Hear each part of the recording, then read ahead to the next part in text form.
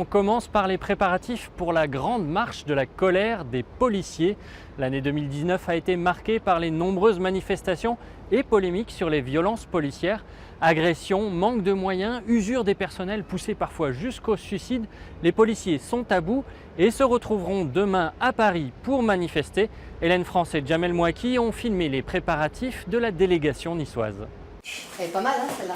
Les banderoles et la plupart des pancartes sont prêtes. Dans le bureau du syndicat Alliance de la police nationale, à la caserne au Var, on met la touche aux ultimes préparatifs. Et c'est un panneau qu'on mettra comme ça, d'accord? Et ce qu'on peut, c'est éventuellement sinon le tenir et de pouvoir le retourner. C'est pas le cœur de notre métier principal, mais ça fait déjà quelques jours qu'on travaille à préparer ces banderoles et à préparer ces slogans pour la manifestation prévue demain. Une délégation d'une cinquantaine de policiers des Alpes-Maritimes prendra le train dès 6 h pour la capitale. Les manifestants comptent interpeller le gouvernement sur les 51 suicides comptabilisés depuis le début de l'année et indissociables des conditions de travail.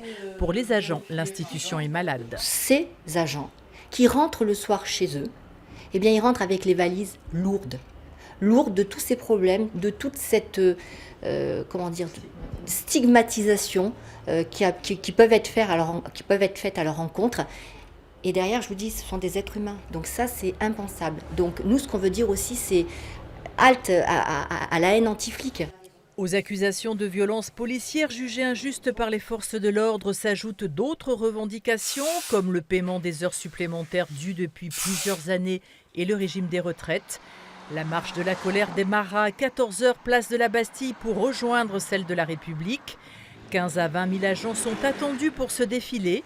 Il n'y avait plus eu d'appel à une telle manifestation de tous les syndicats policiers depuis près de 20 ans.